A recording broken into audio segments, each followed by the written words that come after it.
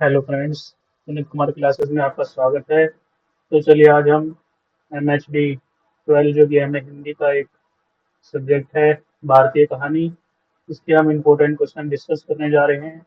ये क्वेश्चन आपको जरूर करके जाने हैं, ये आपको एग्जाम्स में दिख सकते हैं। तो चलिए देखते हैं क्या क्वेश्चन है। क्वेश्चन 1 है, निम्नलिखित गद्यांशों में से किन्हीं दो की संदर्भ सहित व्याख्या कीजिए। तो इसमें आपको दो गद्यांश दिए गए हैं जिनकी आपको व्याख्या करनी है संदर्भ सहित।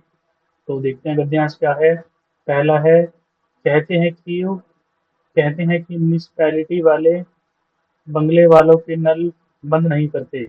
जब तक लाइन खुली रहती है तब तक उनको पानी मिलता ही रहता है। मोटरों की सहायता से भी लोग टंकियां भर लेते हैं। लोग तीन तीन दफा नहाते हैं, चार पांच बार हाथ मुंह धोते हैं। चार प्याले भी धोने हो तो आधे घंटे तक धार छोड़ते रहते हैं। अगले दिन टंकी खाली करके पौधों को वह पानी देते हैं। तो ये गद्यांश एक था। गद्यांश दूसरा है, उन्होंने मन ही मन सोचा कि अगर इस वक्त कुछ बोलते हैं तो अगले ही पल वह बभाव हो जाएगा। नहीं, अभी उन्हें बेभाव होने की इच्छा नहीं है, बल्कि वे आंख बंद किए हुए ही महसूस करेंगे कि डॉक्टर आया है, जांच की है। उसके बुलाने पर उन्होंने जवाब नहीं दिया तो उसने संदेह व्यक्त करते हुए इशारे से समझाया है, सेरेब्रल थ्रोम्बोसिस हो सकता है। ऐसा होना कोई आश्चर्य की बात नहीं है, निर्देश दे रहा है कि एकदम सुलाए रखें, कंप्लीट रेस्ट। और नेक्स्ट वन देखते हैं, उस पोखर के पश्चिम किनारे पर खड़े पीपल को बीच से काट डाला गया और कटे हुए तने के टुकड़े पोखर के बीच में छितरे पड़े हैं। उनके ऊपर एक छत विहीन झोपड़ी है। जीवन ने उसमें एकदम अकेले पड़े हुए एक बच्चे को देखा। सुनहरे बाल उसकी आंखों पर ढके हुए थे और गालों पर बहे हुए आंसुओं की धाराएं सूख गई थीं। बच्चा दाहिने हाथ की छोटी उंगली पकड़े बैठा था, ऊपर देखता ही नहीं वह। जीवन क्या करे? आवाज देकर उसने बुलाने की इच्छा हुई, पर हिम्मत नहीं पड़ी।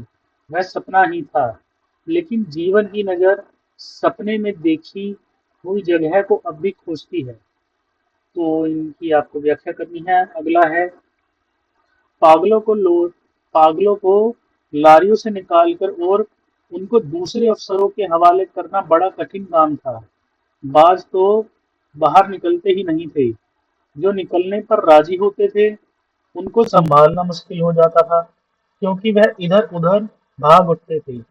जो नंगे थे उनको कपड़े पहनाए जाते थे तो वह उन्हें फाड़कर अपने तन से जुदा कर देते। कोई गालियां बक रहा है, कोई गा रहा है, कुछ आपस में झगड़ रहे हैं, कुछ रो रहे हैं, बिलख रहे हैं।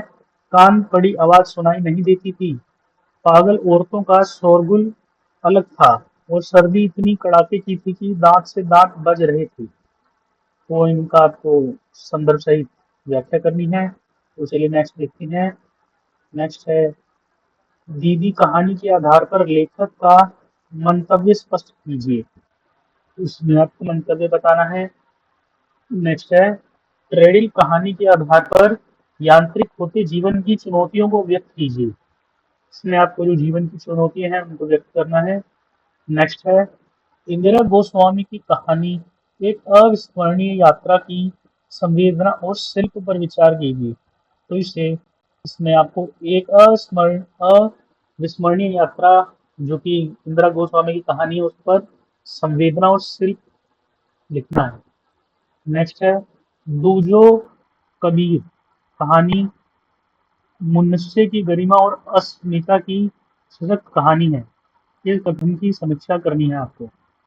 ओडिया कहानी में गोपीनाथ महंती का स्थान निर्धारित कीजिए। इसमें आपको महंती का स्थान निर्धारित करना है। नेक्स्ट देखते हैं, निम्नलिखित में से किन्हीं दो पर टिप्पणी लिखिए। तो इनमें से आपको किसी दो पर टिप्पणी लिखनी है, जैसे अपना अपना कर्ज की संवेदना पर, या चिता कहानी का जीवन दर्शन, या हरिमोहन झा पर, या दीनानाथ नादिम पर। तो ये कुछ हमने इम्पोर्टेंट क्वेश्चन देखे हैं जो कि आपके एग्जाम्स में हाईली एक्सपेक्टेड है कि इसमें से कोई ना कोई क्वेश्चन आपके एग्जाम्स में देखने को मिल सकता है। तो ये क्वेश्चन आप जरूर से जरूर प्रैक्टिस करके जाइएगा। और अगर आपको कुछ भी डाउट आए तो आप कमेंट करके आप बता सकते हैं। So thank you for watching our classes. Do subscribe, like and comment. Thank you so much for watching.